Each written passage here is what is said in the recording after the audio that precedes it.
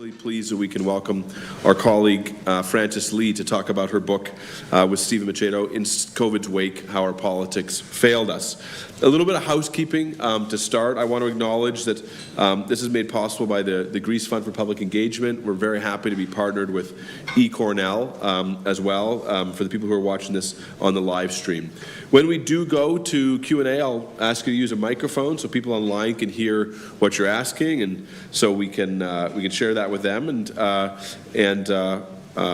they can fully participate not being here. I do want to say something right off the start, which is our standard, which is that on behalf of the university, I want to remind all participants that Cornell, of course, values free expression, open inquiry, and it strives to create a community where diverse opinions can be expressed and can be heard.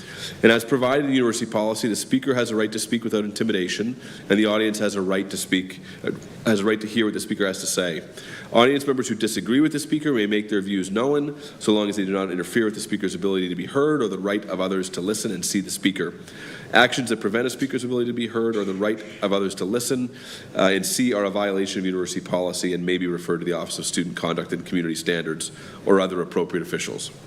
To most fully protect the free expression of speakers and protesters alike, anyone who unduly interferes with the program will be warned. If the interference continues, the responsible individuals will be asked to leave. That's the warning on the back of the shampoo bottle.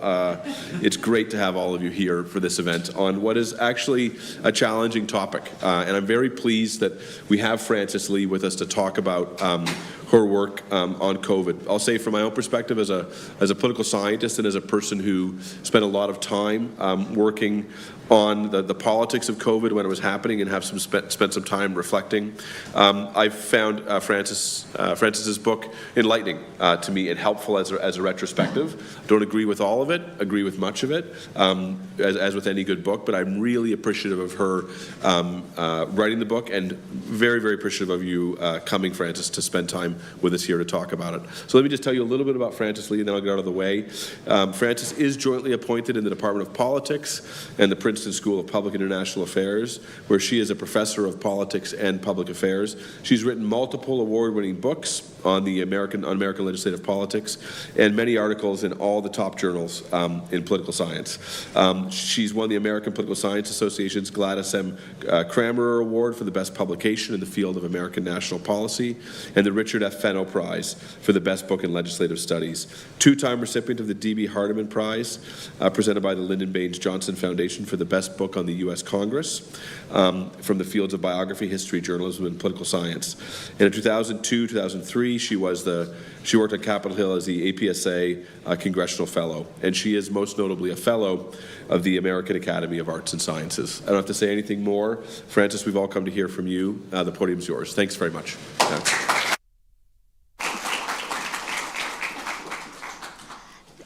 Thank you very much, Peter. I'm delighted to be able to be here, and I appreciate the chance to get an open-minded hearing, even though I'm sure that it's unlikely that anybody in the room will agree with everything that I'll put on the table. My book with Steve Macedo is about elite failure. Many political theorists and political scientists have recently been focused on the dangers of populism and the threats posed by misinformation. We focus instead on the performance of the major truth-seeking institutions of liberal democracy, namely science agencies, journalism, and universities. All of these institutions have suffered losses of public trust in the wake of the pandemic. We argue that this loss of trust is not entirely unreasonable or unwarranted.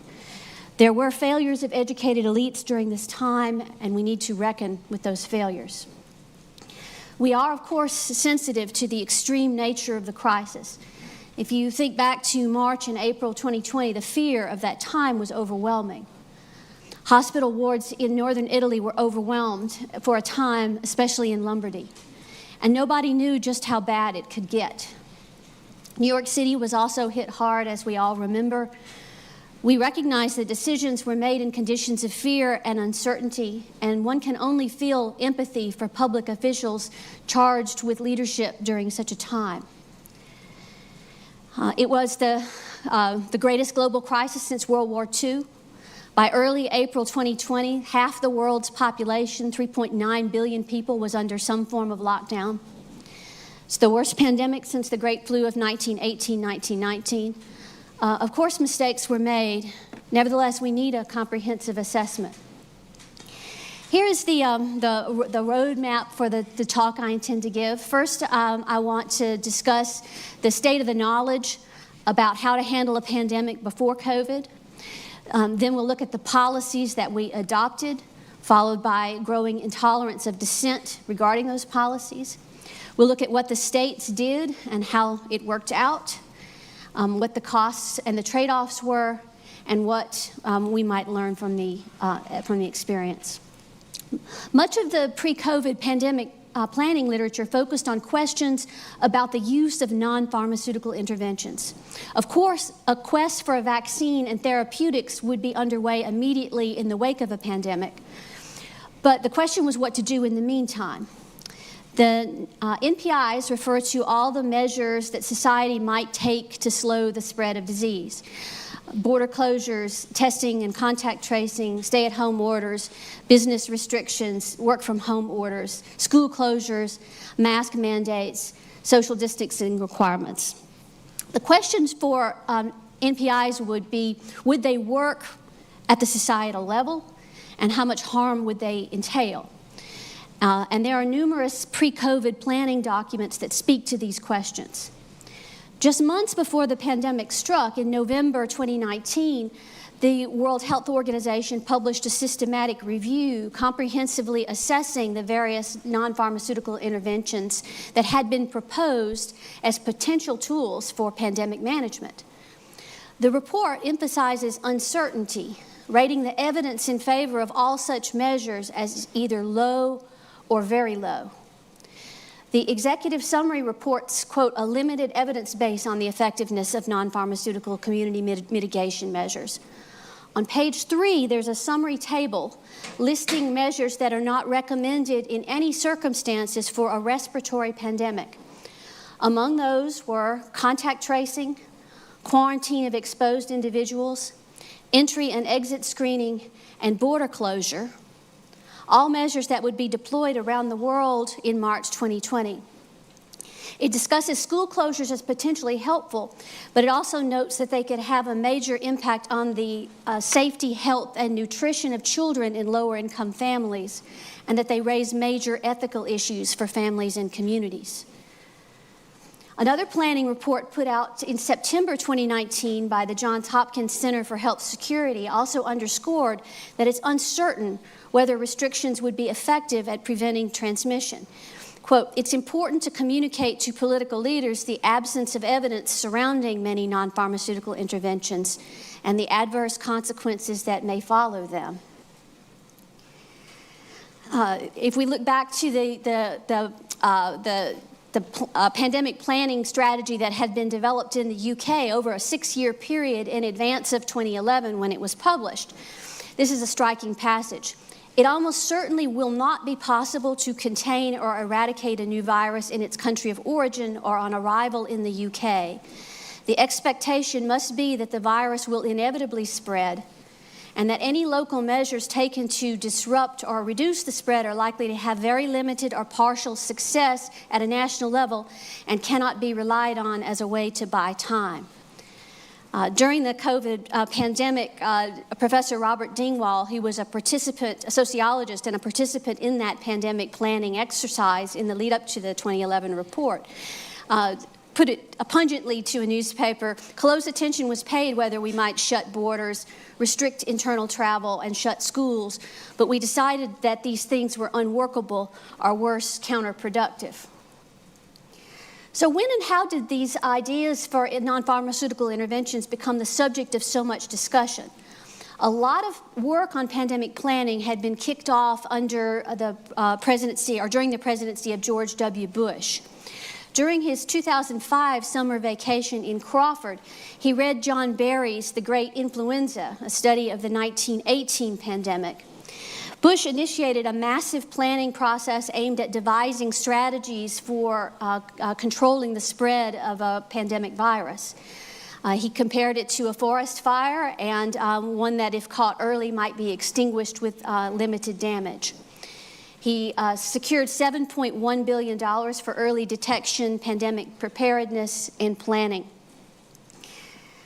A containment approach towards the spread of a pandemic virus gained greater credence or support during the Bush pandemic planning effort.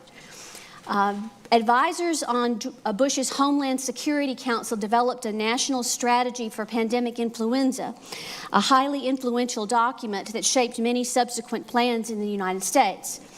This group, in turn, was heavily influenced by work of a set of mathematical modelers in academia and at Sandia National Laboratory.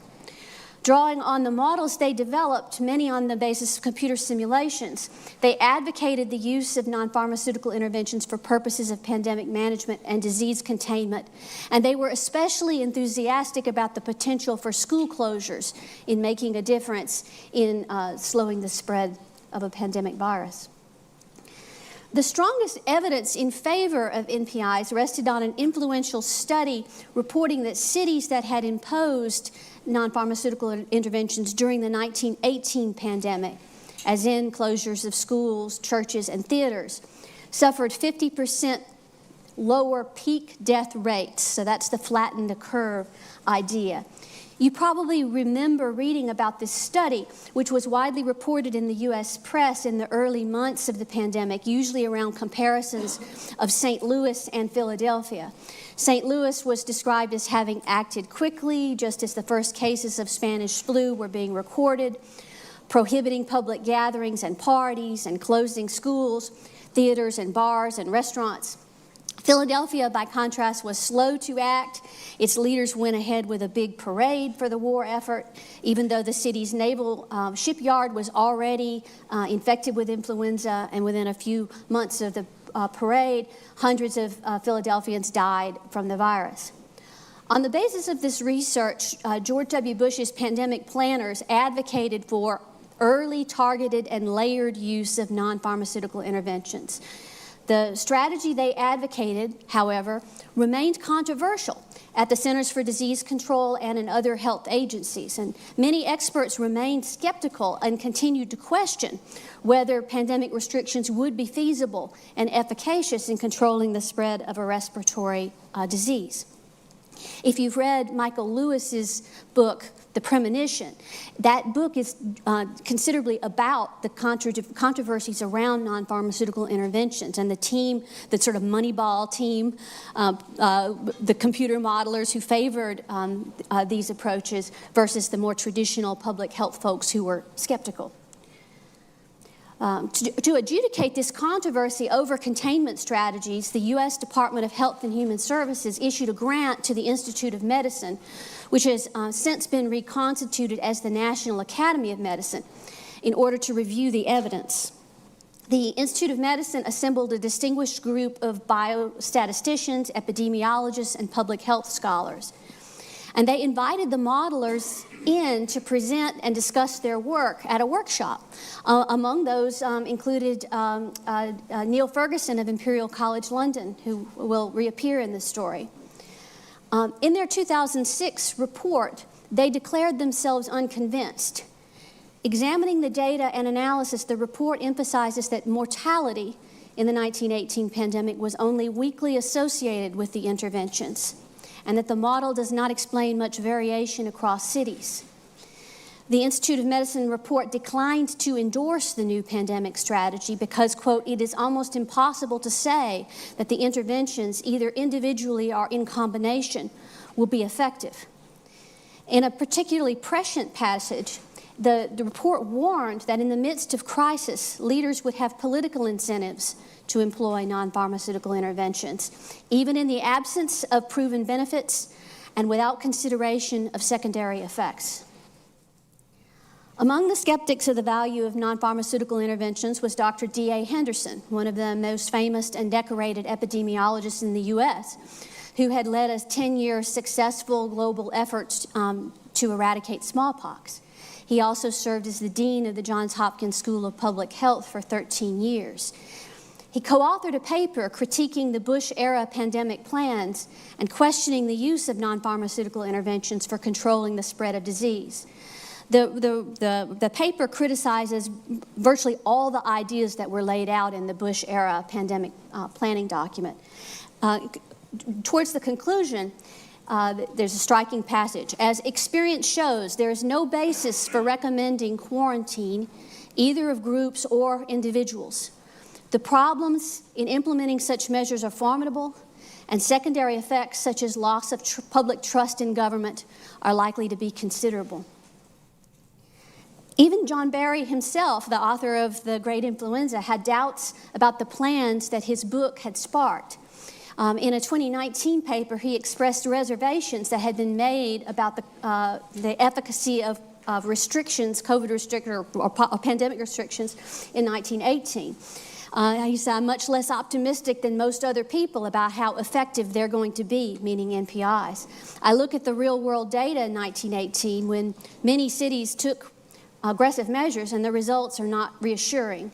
I think some of the positive results that have been attributed to public health measures in 1918 have better explanations. So the scientific literature remained unsettled on the eve of the COVID pandemic. But, of course, as everyone knows, non-pharmaceutical interventions were embraced on a global scale and throughout the United States in March of 2020, despite the contested evidence and weak evidence base for the measures and the scientific controversy surrounding them. Here in the second part of the talk, I'll focus on this policy turn on a dime. The first domino to fall was the Wuhan lockdown, imposed on January 22nd, the largest quarantine in human history to that point, covering 60 million people. This response was not initially praised by experts in the U.S. Dr. Lawrence Gostin, professor of global health law at Georgetown, gave a quote to the Washington Post criticizing the lockdown. The first and golden rule of public health is you have to gain the trust of the population, and this is likely to drive the epidemic underground. The truth is these kinds of lockdowns are very rare and never effective. People who are in political leadership always think that if you do something dramatic and visible that you'll gain popular support. They couldn't have any sound public health advice. In a quotation to CNN, Dr. Anthony Fauci said, reflecting on the Wuhan lockdown, that's something I don't think we could possibly do in the United States. I can't imagine shutting down New York or Los Angeles. But the judgment on the part of the Chinese health authorities is that this is something that, in fact, is going to help in containing it. Whether or not it does or does not is really open to question, because historically, when you shut things down, it doesn't have a major effect. But things began to shift. Another important turning point was a joint World Health Organization China mission to Wuhan and Hubei province February 2020, which spent 6 days in China and then hastily issued a report on February 24th. It offered a fulsome endorsement of China's strategy. The joint mission unequivocally urged every country in the world to embrace what was in effect a zero COVID policy modeled on what they saw in Wuhan. There's a couple of key quotations here that China had demonstrated that this virus can be suppressed and controlled. The methods would be aggressive case identification and extreme social distancing, and this can work in any setting in the world. Then in early March, the World Health Organization's director announced that the death rate among those who had COVID was 3.4%, which is a shockingly high number. Of course, that turned out to be an overestimate. It's based on the number of known cases, and testing was very limited at this point, so that only a fraction of cases were being identified. The next shoe to drop was on March the 16th, a bombshell report issued by a team at Imperial College London led by Dr. Neil Ferguson. As mentioned, he was an epidemiological modeler and a longtime advocate of non-pharmaceutical interventions who had co-authored with some of the same advisors who were part of George W. Bush's pandemic planning team. Imperial College Report number 9 made headlines everywhere, predicting over 510,000 deaths in the United Kingdom and 2.2 million in the U.S. by August of 2020, along with the collapse of national health care systems. The model projected, however, that the implementation of NPIs would significantly cut that horrific death toll. But even that Imperial College report did not stop dissent about the efficacy of these measures. Former CDC Director Tom Frieden told Vox on March the 16th, "We must consider the huge societal costs of closing schools against what may be little or no health benefit." Dr. David Katz of Yale, March 20th, New York Times op-ed, "I'm deeply concerned that the social, economic, and public health consequences of this near-total meltdown of normal life will be long-lasting and calamitous, possibly graver than the direct toll of the virus itself. Worse, I fear our efforts will do little to contain the virus." Dr. Michael Osterholm, epidemiologist at the University of Minnesota, told the Washington Post, he said, "If governors close schools with few cases, how will they reopen with more cases? We've got people literally just following each other off the edge of a cliff because they're not thinking." He then went on a few days later to publish an op-ed in the Washington Post with his co-author Michael Olshaker. Hong Kong closed schools, Singapore did not, and there was hardly any difference in the rate of transmission. School closures harm, quote, "those least able to miss work and care for homebound children, healthcare professionals, firefighters, police officers, utility workers, delivery drivers. The best alternative," they wrote, "will probably entail letting those at letting those at low risk for serious disease continue to work, while advising higher risk individuals to protect themselves through physical distancing and ramping up our healthcare capacity." But after the stay-at-home orders were issued and had been in place for some weeks, dissent wanes. It becomes very hard to find a dissenting voice in any of the major opinion outlets. Instead, one begins to find calls for extraordinary wartime unity. Harvard's Safra Center published the first national COVID plan in April 2020 in collaboration with major foundations, endorsing a virus suppression strategy rather like what was done at major universities. Constant universal testing, tracing of contacts, isolation of contacts. Pundits pronounced our need for millions and possibly hundreds of millions of tests per day. Okay, now let's turn to the policy history. What did the states do and how did that work out? In the U.S. constitutional system, the primary responsibility for managing the COVID pandemic rested with the states. The U.S. federal government possessed limited authority to address the spread of disease within states. Meanwhile, the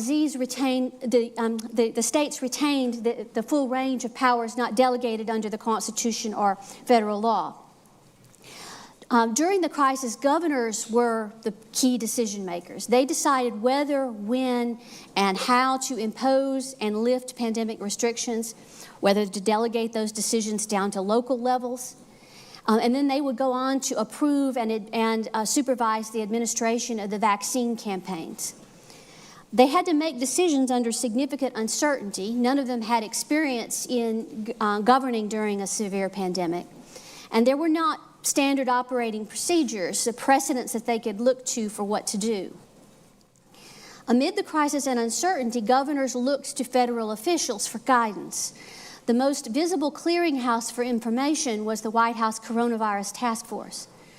No clear direction emerged until March the 16th, the same day as the release of the Imperial College report, when the administration held a press conference announcing 15 days to slow the spread. It issued recommendations that in states with evidence of community transmission, governors should close non-essential businesses and all places where people congregate, including schools. And then you begin to see the stay-at-home orders get issued across the states in a cascade. Pandemic policy was not initially party polarized. There were only slight partisan differences in how governors approached the pandemic initially, but then those differences expanded over time. 43 governors issued stay-at-home orders. And even though 7 governors, all Republicans, did not issue them, all but one state, South Dakota, imposed broad business closures. At the same time as these measures were imposed, they were hugely popular, garnering the approval of 87% of Americans, including big majorities in both parties. Governors varied significantly in lifting these restrictions, and that's where you begin to see the partisan divergence in pandemic policy. Some states reopened while others remained closed, and for a lot of 2020 and early 2021, there was a crazy patchwork of different policies in different states and regions. We look at patterns in the issuing of those stay-at-home orders. Republican governors were slightly more hesitant to issue them than were Democrats. They took just a few extra days to issue the orders. But the difference, again, is in the reopening. Republican governors lifted those stay-at-home orders much more quickly than Democratic governors. States with Democratic governors maintained those stay-at-home orders 2.5 times as long on average as states with Republican governors. Every state closed its public schools in March of 2020. A school district in Washington State was the first to close on March the 5th, and then there was that rapid cascade across the states. By March the 25th, all public schools in the United States serving more than 50 million students were closed. And nearly all would stay closed for the rest of the 2019-2020 school year. Only Montana and Wyoming reopened some schools in spring of 2020. There was very wide variation in how quickly schools reopened. Many schools reopened in August and September 2020 across the South and the Mountain West. But in other regions, they largely stayed closed. In fact, nearly half of public schools were still closed in March of 2021, a full year after their initial closure. The length of school closures strongly correlates with states' partisan lean, as gauged by the 2020 presidential vote. The more Democratic the state, the longer the school closures. Note that the y-axis here covers the whole range from fully open for the whole academic year, as it was the case in Wyoming, Arkansas, and Florida, to overwhelmingly virtual D.C. and Maryland and the West Coast states, including Hawaii. At the same time as governors implemented stay-at-home orders in March of 2020, they also imposed other orders to enforce social distancing. And those orders took many forms: travel restrictions and quarantine requirements, mandated telework, restrictions on gatherings. States then removed those restrictions piecemeal at varying rates around the country. To track these patterns, researchers at Oxford University compiled a stringency index to measure the restrictiveness of the pandemic response based on 9 indicators, including school closures, workplace closures, travel bans. The index is scaled from 0 to 100, with 100 being the strictest. This figure displays the average stringency index score for each month of the pandemic for states grouped by quintiles of their vote for president in 2020, from strongly Republican states shown in dark red to strongly Democratic states in dark blue. 2 important patterns are evident here. First, as you can see, at any given point throughout the first year of the pandemic, no matter what might be happening with respect to waves of the virus as they would come and go from place to place, the states stay well sorted by party in the stringency of their COVID restrictions, with Democratic states always more stringent than Republican states, and party competitive states generally fall in the middle range. COVID policy nationally is not responsive to COVID conditions, in that the worst COVID wave nationally occurred in winter 2020. But all across the United States, pandemic policy was less restrictive in the winter of 2020 than it had been in the spring of 2020. So we see there was a big policy divide based on political party. What were the results? Every state carried out a mass vaccination campaign paid for by federal dollars, but there was markedly higher acceptance of vaccines in Democratic-leaning states than in Republican-leaning states. A simple bivariate relationship, remarkably robust by social science standards, an R-squared of 0.76. This figure displays cumulative COVID mortality per capita for each month of the pandemic in states grouped by partisan lean. By January 2023, as you can see on the far right-hand side of the graph, Republican-leaning states had suffered mortality rates nearly 30% higher than Democratic states. However, if you examine COVID mortality in the period before vaccines became available, there is no meaningful difference. Across the first year of the pandemic, before vaccines were available, states that were more restrictive in their pandemic policies did not fare measurably better by this indicator than states that were less restrictive. But in the period after vaccines became available, differences in COVID outcomes emerge and then grow progressively wider. Not surprisingly, the analysis points to a strong relationship between states' level of vaccine uptake and their COVID mortality rates. The least vaccinated state experienced 1.6 times as much COVID mortality as the most vaccinated state. However, the different policies that states pursued before vaccines were available don't correlate with COVID mortality.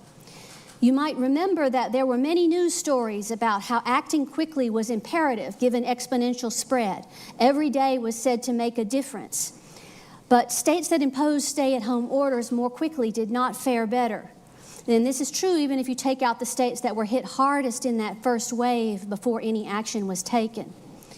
Note also that, that the pattern does not recapitulate which states were hit hardest in the first wave. In other words, hard-hit states were not the fastest to impose stay-at-home orders. California was first, and then Ohio, Indiana, Washington, and Oregon were all among the first movers, and none of those were states that were hardest hit in the first wave.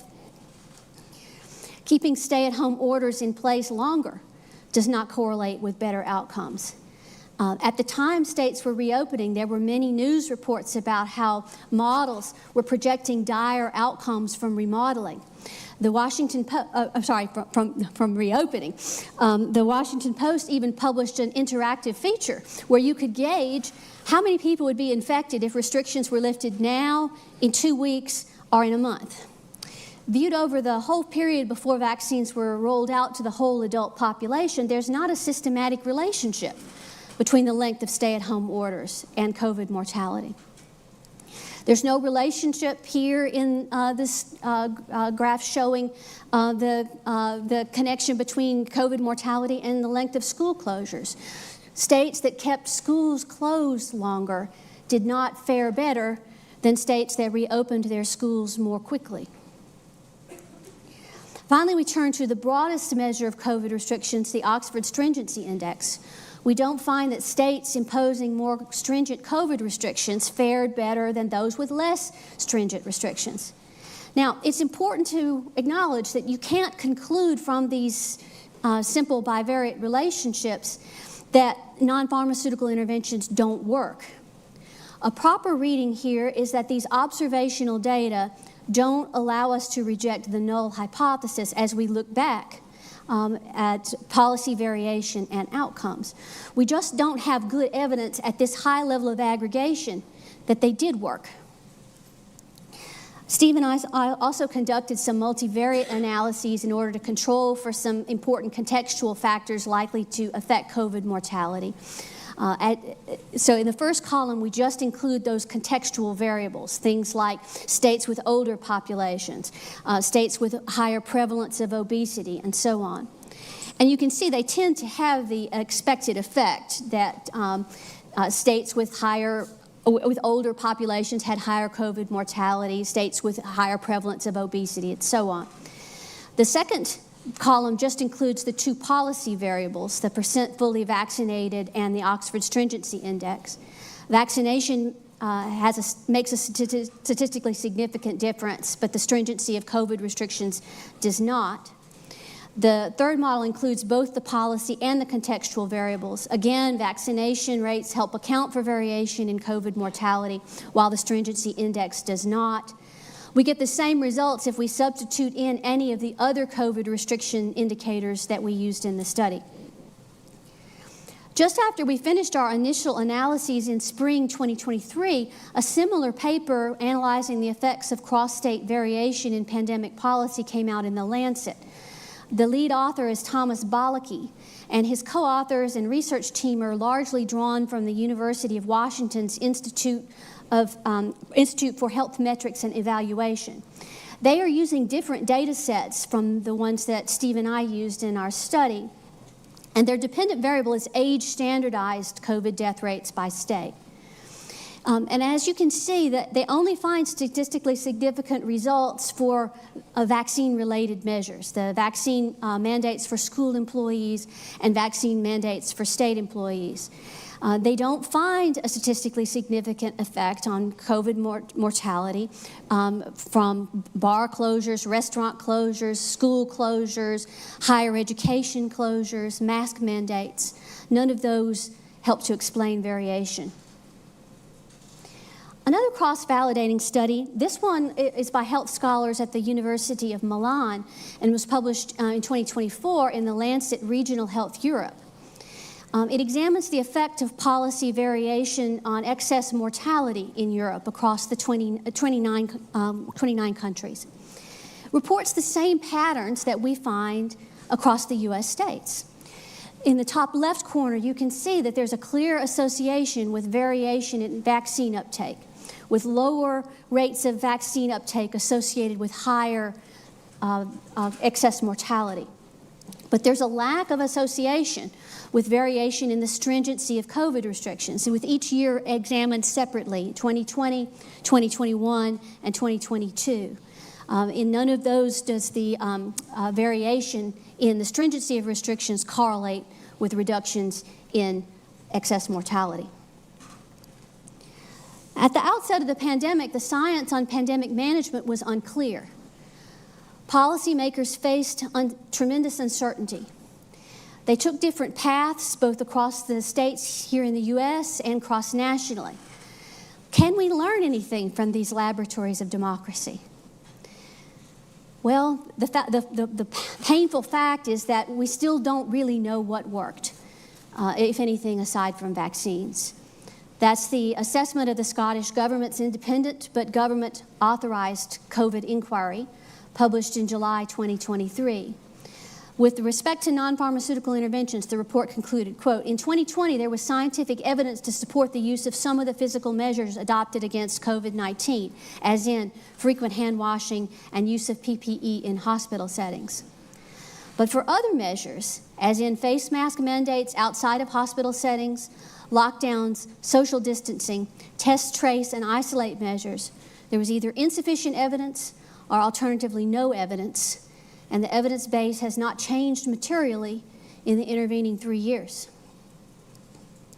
The situation is similarly ambiguous on the political front.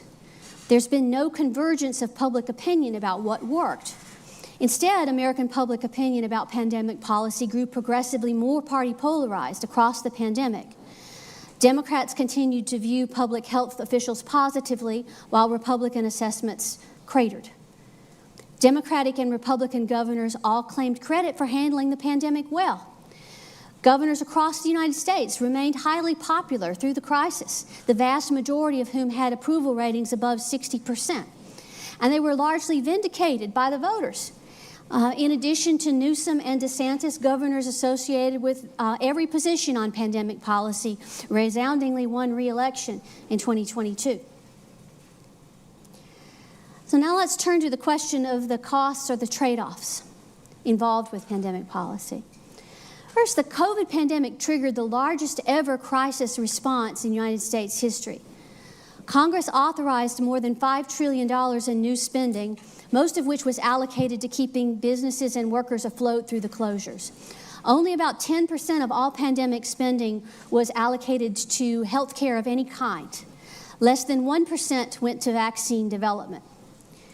Gauged by expenditures relative to gross domestic product, pandemic aid was bigger than the 2009 stimulus package and the whole New Deal combined. 2021 pandemic aid was roughly the same size as the New Deal as a share of gross domestic product. All of these expenditures were added to the national debt. As you can see here, the pandemic response caused an unprecedented rise in the debt to GDP ratio, and that higher plateau persists.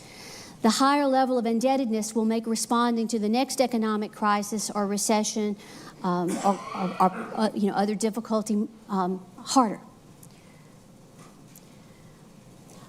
Unlike 20th century pandemics, the COVID pandemic saw a massive spike in unemployment. The United States went from historically low levels of unemployment in 2019 to near Depression-era levels, peaking at 14.7% in April of 2020. Rises in unemployment were most pronounced among low-wage service sector workers, especially among women. There was a lot of suffering involved here. Those who lost their jobs often had to wait many months to get unemployment benefits from overwhelmed state systems. This figure displays the pandemic surge and recovery in the unemployment rate relative to the 2019 baseline for states grouped by quintiles of partisanship. As you can see, strongly Democratic states saw unemployment rise nearly 40% higher than strongly Republican states relative to their pre-pandemic baselines. Democratic states were then slower to recover. Business failures and formation follow a similar pattern, a large contraction followed by a vigorous rebound, but that recovery was not uniform across large and small businesses. Small and medium-sized firms failed disproportionately. Minority-owned firms were more likely to close permanently. The response to the COVID pandemic entailed the most extensive and lengthy disruptions to education in history. The 2022 National Assessment of Educational Progress, often referred to as the nation's report card, showed unprecedented drops in student learning in reading and math. Learning losses were greater in high poverty districts for Black and Hispanic students and for students who were struggling academically before the pandemic. And there has not been any large-scale recovery since. Reports here in 2025 show that students have still not gotten back to 2019 levels. And on some indicators, scores have continued to deteriorate. That continued deterioration likely results from chronic absenteeism. Results of chronic absence doubled relative to before the pandemic and now stand at 1/3 of K through 12 students nationwide. Cities experienced the largest ever year-over-year increase in homicide in U.S. history. The murder rate rose for 2 additional years before returning to near pre-pandemic levels in 2024. Recent analyses show that the surge was concentrated in cities with larger numbers of young men forced out of work and teen boys pushed out of school in low-income neighborhoods. Note that the homicide spike begins in mid-April 2020 before the George Floyd protests. Firearm sales also set new records during the pandemic. As gauged by background checks, sales increased by 40% in 2020 relative to 2019. Carjackings, many committed by juveniles, were a particular problem.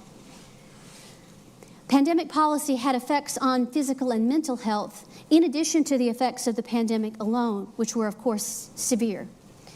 There were lengthy delays imposed on non-elective or non-essential care, followed by significant backlogs once that care resumed. Cancer screening declined drastically. Excess deaths during the pandemic were surprisingly high, even in demographics little affected by COVID. There were surges in deaths due to heart disease, diabetes, overdose, and homicide. Minority populations were especially adversely affected, and more than 1/3 of excess deaths among Black Americans are not explained by COVID. Effects on mental health are equally important. Studies repeatedly documented increases in anxiety, depression, and eating disorder, particularly among children and adolescents, and studies have shown that those effects were measurably higher in counties with mandatory social distancing policies. There's also a sharp increase in deaths due to substance abuse and overdose during the pandemic. The pandemic response stressed the social fabric in numerous ways. There were big effects on the population of downtown business districts and mass transit utilization. Given that recovery remains far from complete here in 2025, there are unanswered questions about the future sustainability of those transit systems. Foot traffic in cities is very different now from pre-pandemic. Church attendance and volunteering both continue to be depressed. Indicators of loneliness and social isolation surged dramatically. Given how much social connectedness contributes to health and happiness, the situation was declared an epidemic by the Surgeon General in 2023. And that's the report, the top left. It's hard to do more than scratch the surface on the range of societal effects. There's room for a lot more research here. So to conclude now, what should we learn from this history? So to recap the story we tell in the book, going back before the pandemic, the science of pandemic management was unsettled, and it remains so now. Prior to the pandemic, there were competing views on appropriate policy. No Western pandemic plans that were available at the outset of the COVID pandemic recommended the sweeping measures that were imposed. Stay-at-home orders affecting whole states or countries had not been contemplated. But after cases fell in Wuhan, following the lockdown, there was a rapid policy cascade around the world, and an elite consensus hardened around a whole of government, whole of society response that aimed to sever human contacts to the maximum feasible extent. After this initial reaction, different states and political jurisdictions began to go their own way in reopening at various paces. Since the pandemic, there's been very little consensus that's formed about how to interpret it. Research after the pandemic, drawing on this variation, has failed to generate consensus about how to handle a similar crisis in the future. We are left in very much the same uncertainty that prevailed at the start of the pandemic. I will flag what I see as some key failures of pandemic policymaking. First, there was a tunnel vision. The costs and trade-offs involved with pandemic policy were not considered, even though they were significant and wide-ranging. Costs were just not being factored in as policymakers weighed what to do. And they were quite frank about that they did not see it as their job to consider costs at all. Here's Francis Collins reflecting back on the pandemic at a Braver Angels panel in July 2023. If you're a public health person, you have this very narrow view of what the right decision is, and that is something that will save a life, and it doesn't matter what else happens. You attach infinite value to stopping the disease and saving a life. You attach zero value to whether this actually totally disrupts people's lives, ruins the economy, and has many kids kept out of school in a way they never quite recover from. This is a public health mindset, and I think a lot of us involved in trying to make those recommendations had that mindset. Here's one of the key early decision makers, got an Emmy for his COVID briefings, Governor Cuomo. I want to be able to say to the people of New York, he said this on the day the statewide stay-at-home orders was announced. I want to be able to say to the people of New York, I did everything we could do, and if everything we do saves just one life, I'll be happy. To make matters worse, the costs in pandemic policy were inequitably distributed. They fell harder on disadvantaged people, on the young, on racial and ethnic minorities, on low-wage workers, on small business owners, on people with disabilities.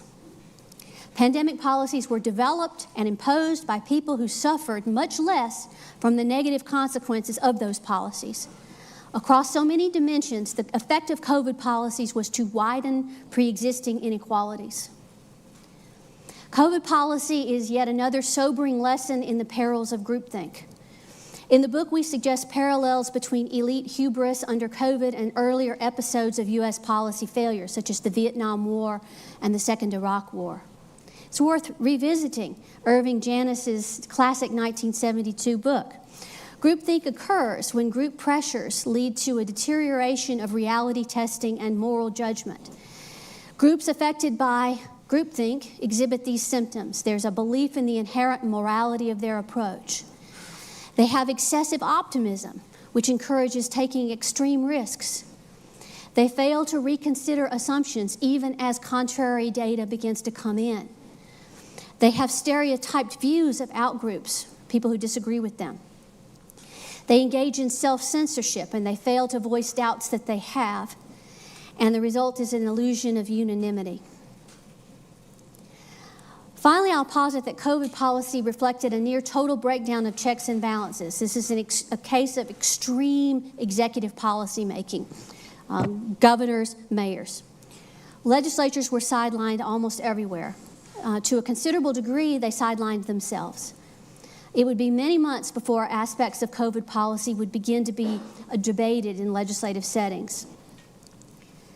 At the same time as I was working on this book with Steve, I was also working in my own primary research area, which is the study of Congress. Before COVID, I was not a scholar of infectious disease policy, and I'm going to be happy to return to other topics. But I was reading some old reflections from the 1960s on what Congress contributes to American government. And I came across this wonderful essay by Louis Anthony Dexter, A Defense of Congress as a Part of the System of Checks and Balances. He advocated for the importance of Congress not just as a constraint on presidents, but against all those experts in the bureaucracy.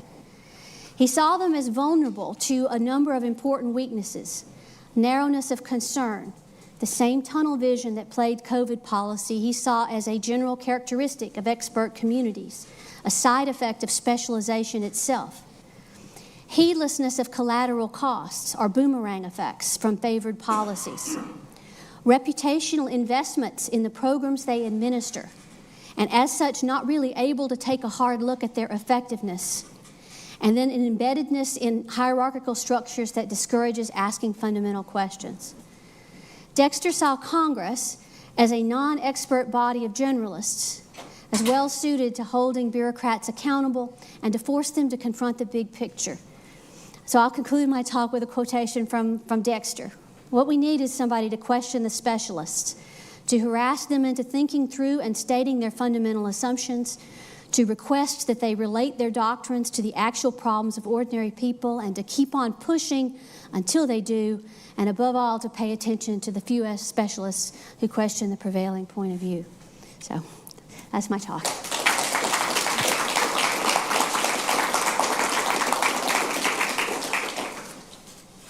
Thank you very much, Fred. We have time for questions. If you want to ask a question, you can put up your hand and we'll bring you a microphone. We want to reserve the first question for a student if we've got a student who wants to ask a question first. If not, keep your hands up and we'll choose someone. Is this a microphone?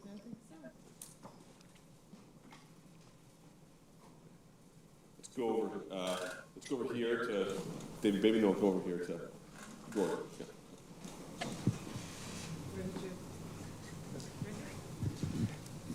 Thank you very much, Francis. This is great. And I really appreciate this. So I want to ask about the failure part of failure here. Because I am, when the pandemic hit, I decided very quickly I cannot sort through this information, so I'm just going to do what people tell me to do.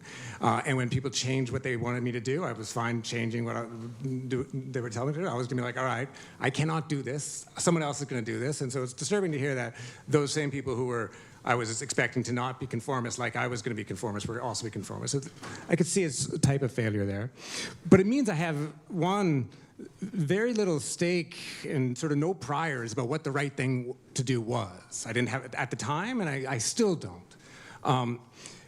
I can be easily persuaded that we shouldn't do this again, and that there is huge costs. I'm easily persuaded that there are huge costs. I could be persuaded that we shouldn't do it again.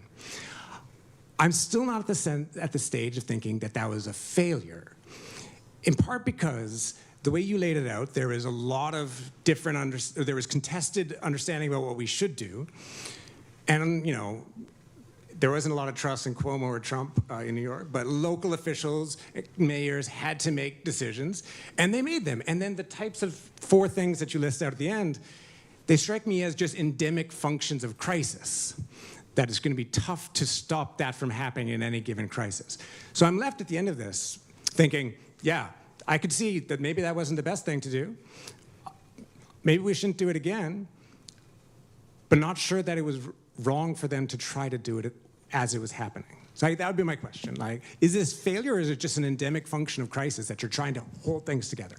I think as we reflect back on this history, that it's important to remember that in the initial crisis, the decisions made in the initial crisis did not have to govern decision-making for a subsequent year. By the end of the summer of 2020, it was already evident that the states that had imposed stay-at-home orders more quickly had not fared better. And then by the end of the summer, virtually every state had reopened. I mean, New Mexico, California had really protracted stay-at-home orders, but almost everybody had reopened.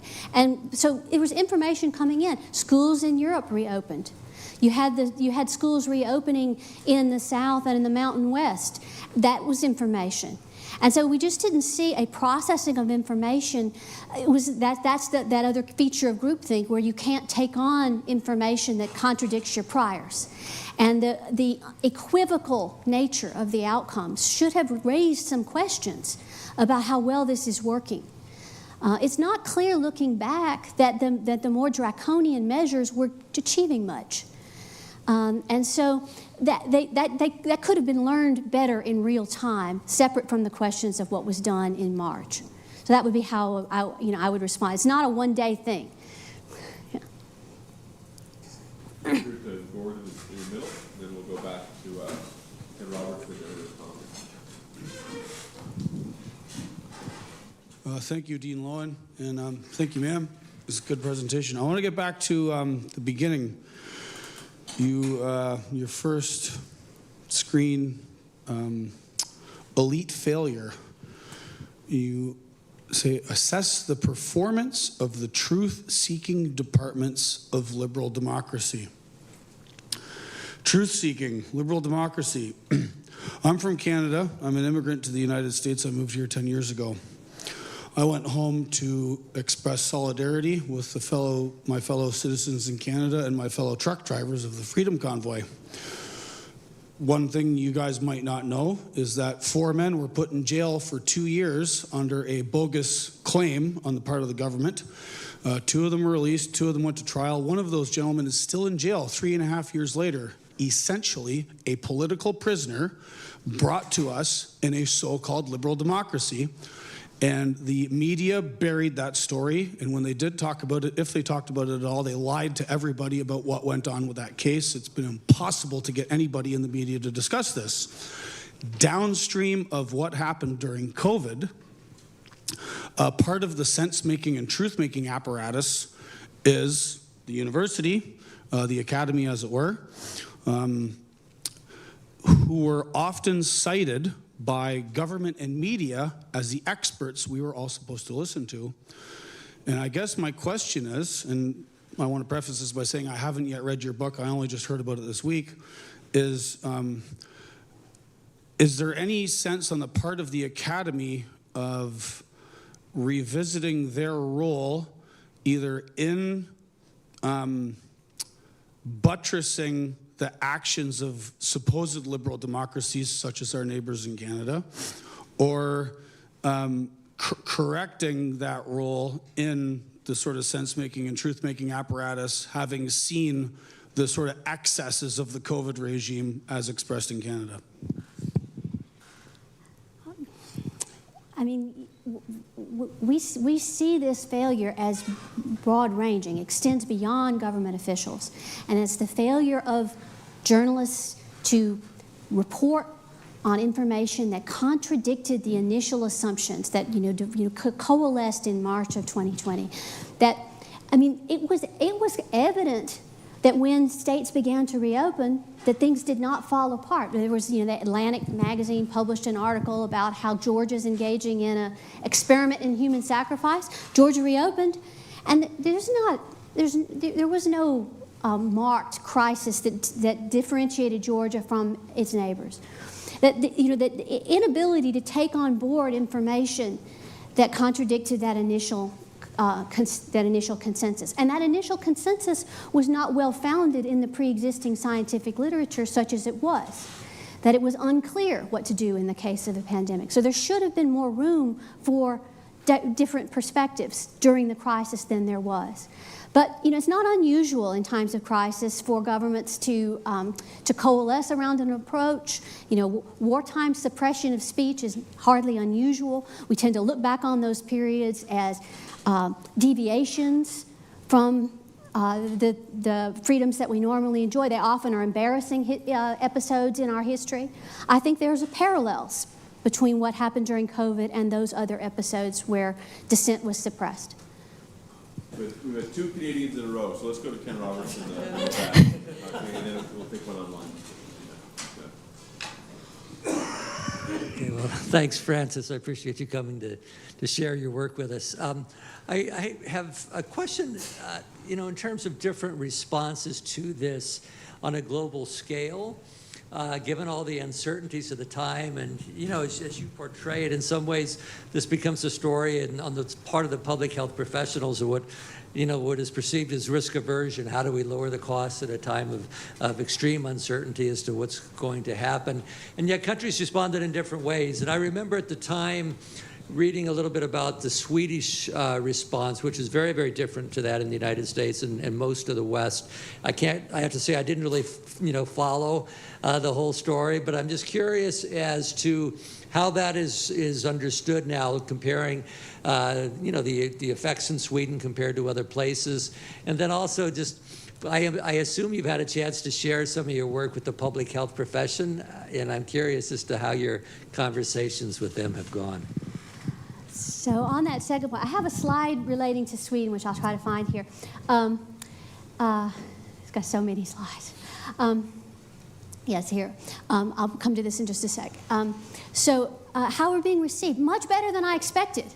I expected to be practically drummed out of the academy when I was working on this book. Like I was quite pessimistic. I kept telling Steve, either we're going to be shunned or nobody's going to read it. And so it's not been that way at all. I was completely wrong. So I've been pleased with the reception and the willingness of people to give us a hearing. There's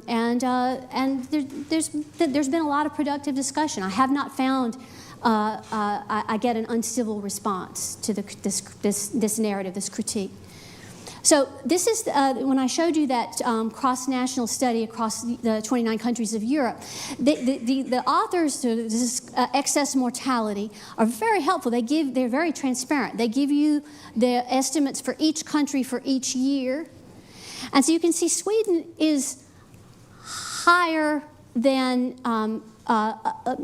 numerous other countries in that first year in 2020 in its excess mortality. It's lower than average, however, for Northern Europe. It's just, there are a number of countries that fared better in 2020 than did Sweden. But over the course of the whole pandemic, Sweden comes out at the bottom of their excess mortality, the lowest in Europe, from 2020 through 2023. According to this study, and so this is excess deaths over the 10-year prior baseline. So again, you wouldn't say that Sweden should have fared the best, but in the end, that's what this study finds. It fared among the very best in Europe. That's, I think, that's a consensus. Sweden never closed schools for people under age 16. There was no social distancing in those open schools. There was never a mask mandate. There were stay-at-home recommendations and work-from-home recommendations, but there were no travel bans. So it was consistently a lighter touch response than we saw in the rest of Europe, and it does not stand out in its outcomes in any negative way.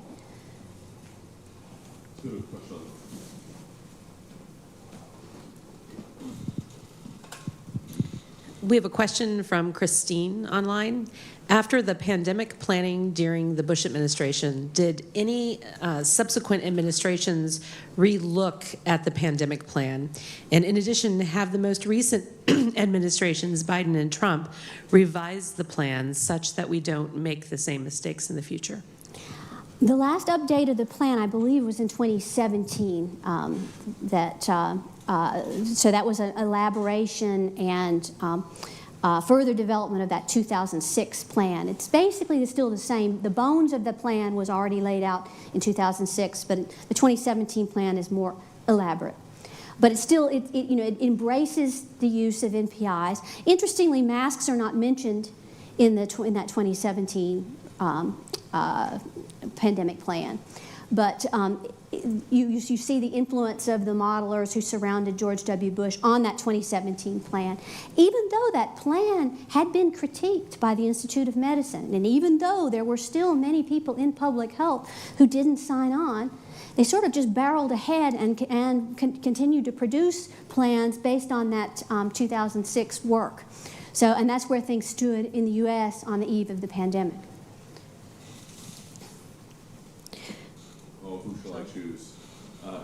Yeah, the colleague Myler.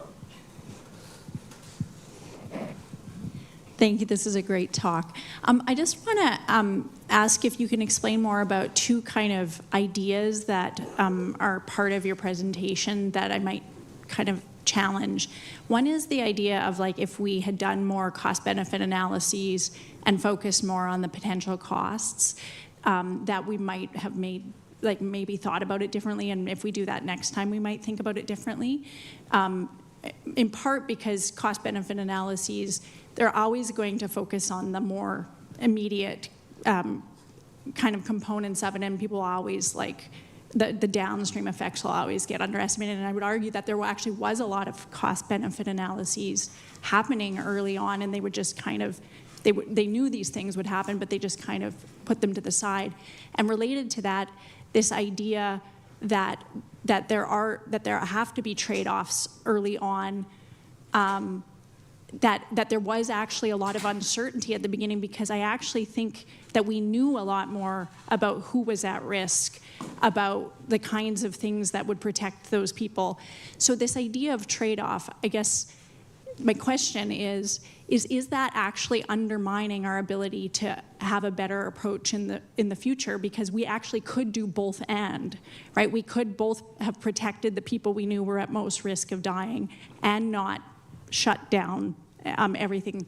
And so is there something in that sort of language of cost-benefit analysis or trade-offs that's actually undermining our ability to think about a completely different framework from which to start to address future kinds of crises?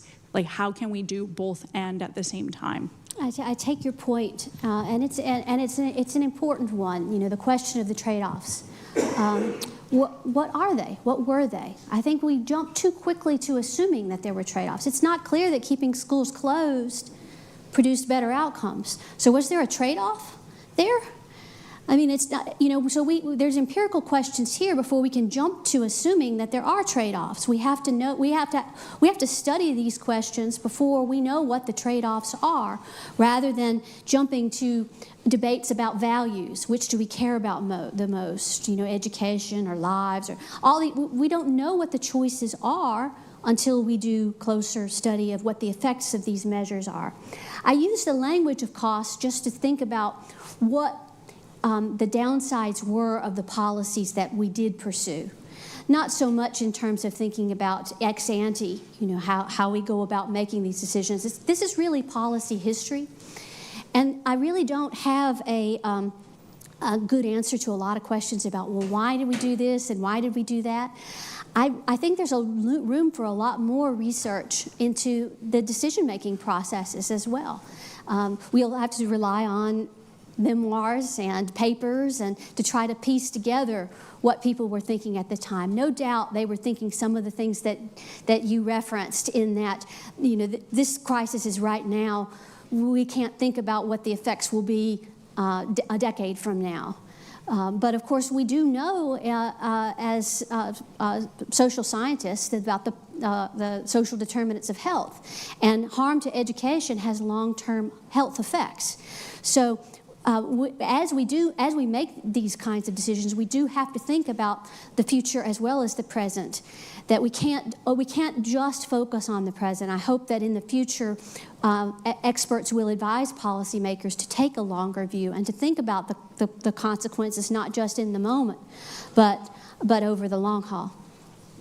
We go to Ray Dutch, then we'll go to Tom Fitzky, then we'll come down here, then we'll go to Larry, then we'll come up. Sorry, Oh, I'm sorry. Thank you. Very nice talk. Thank you. You start off in motivating the discussion by pointing out that this was a hyper executive situation in terms of policy making.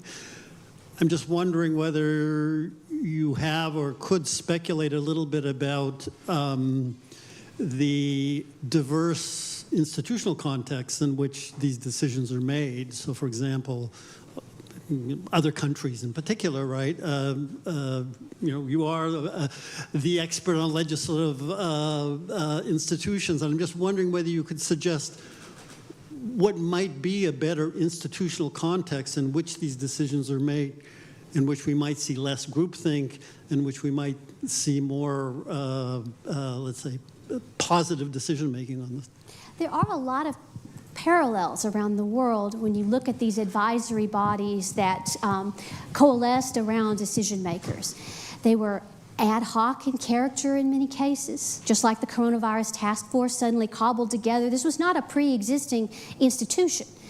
And they tended to be made up of epidemiologists, virologists, and then generalist government officials. So very little other kinds of perspectives being brought to bear aside from those.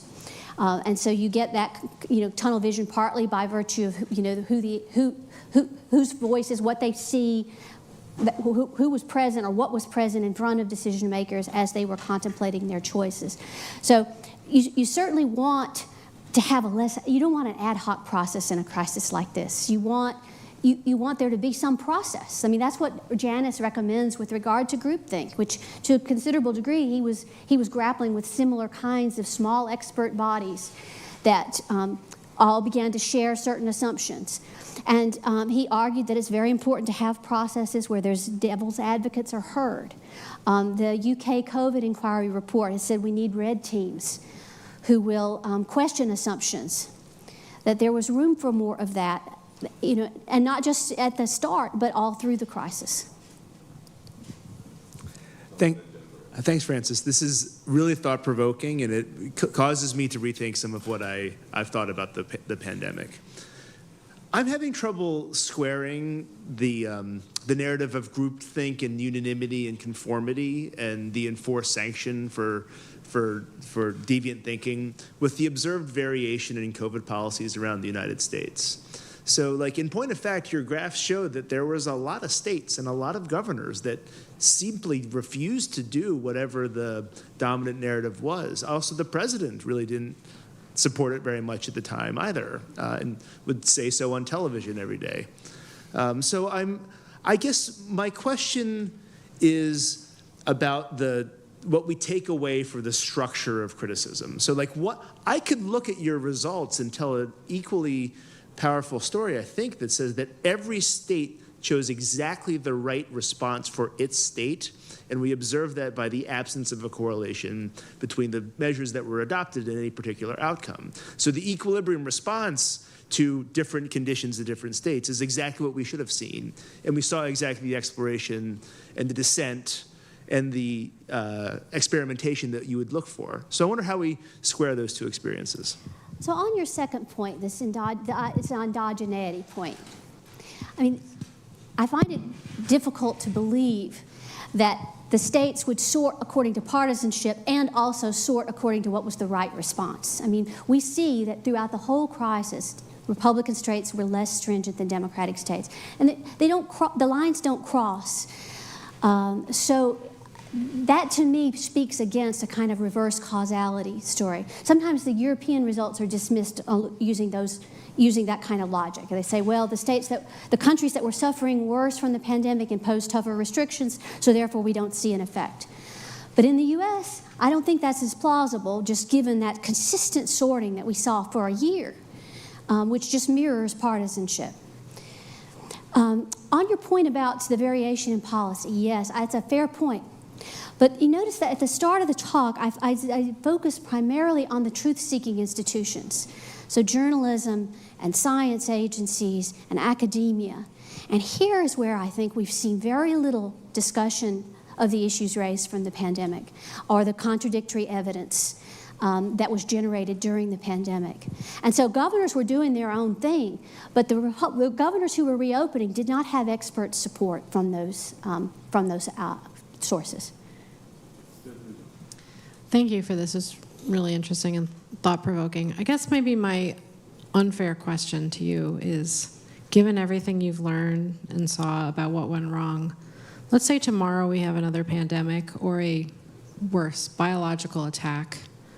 What do you recommend we as a country do, knowing that we won't have a vaccine and we may not have a vaccine? What do we do to protect people or to recommend, or what should the strategy be? I mean, I see the science is still just as unsettled now as it was before the COVID pandemic. So if we were going to try to follow the science to respond, we don't have good guidance. So, I mean, so I can't invent it.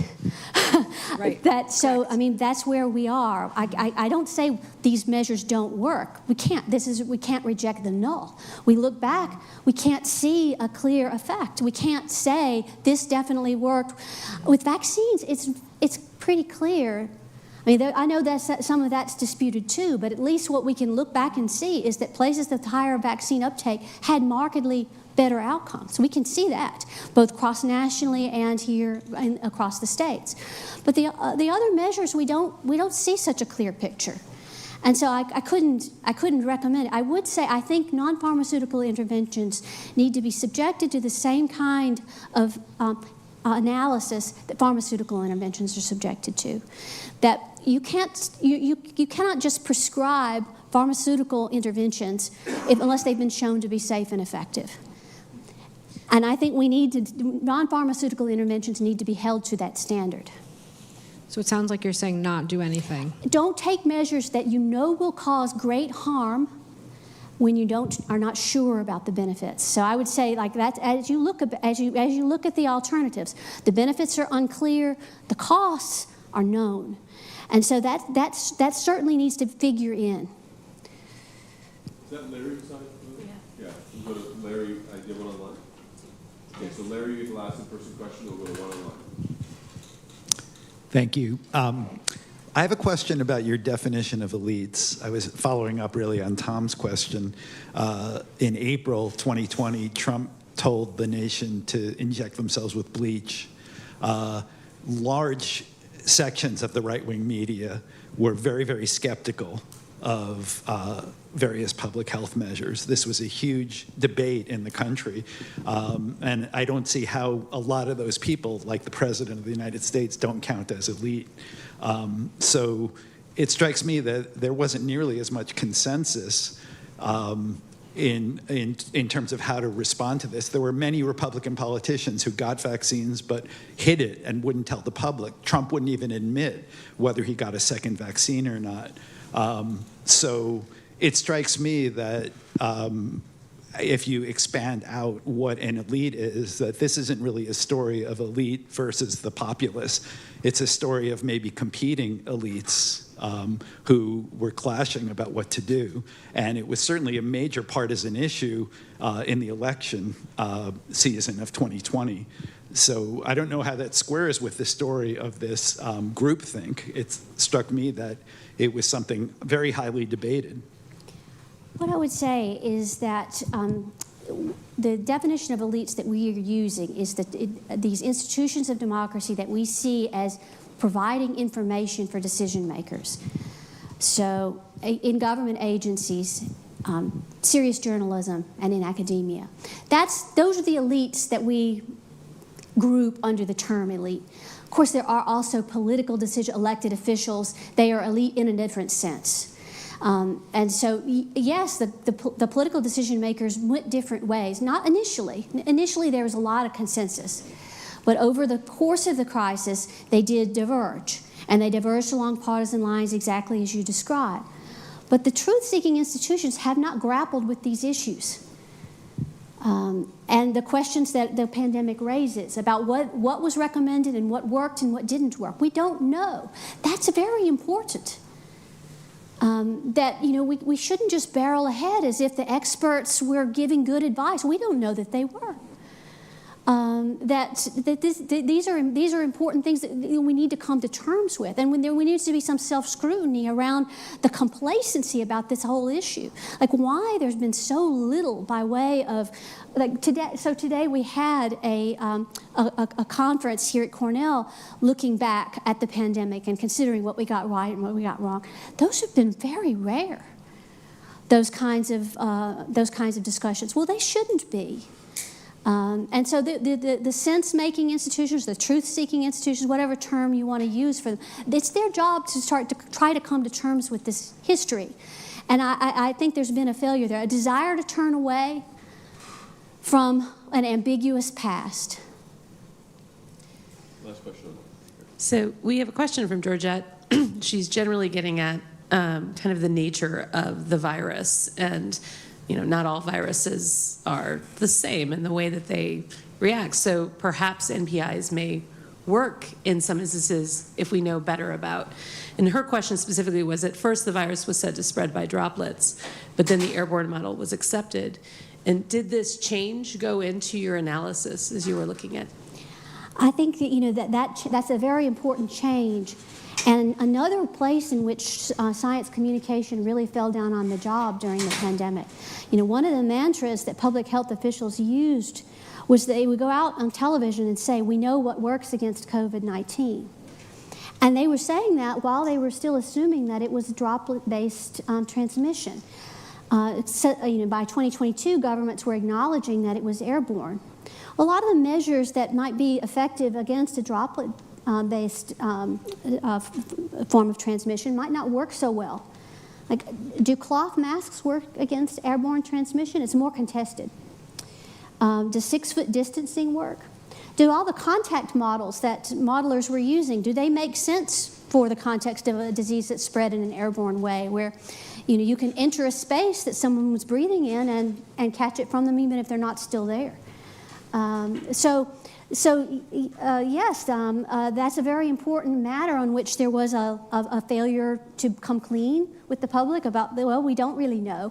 When I went back and looked at that Institute of Medicine review of the Bush-era pandemic plans, one of the things that talks about is that we don't know how flu is transmitted. We think it's droplets, but there may be an airborne role. We're not sure. So scientists knew that there was a lot of uncertainty about the mode of transmission, even for a disease as familiar as flu, much less as something that's novel and a coronavirus, which is much less studied than influenza. So, yeah, that was a very serious issue, and it calls into question a lot of aspects of the COVID response. Let me say thank you very much to our staff at the college for facilitating this today, at Cornell, all of you for coming, and as you enjoyed me, thank you.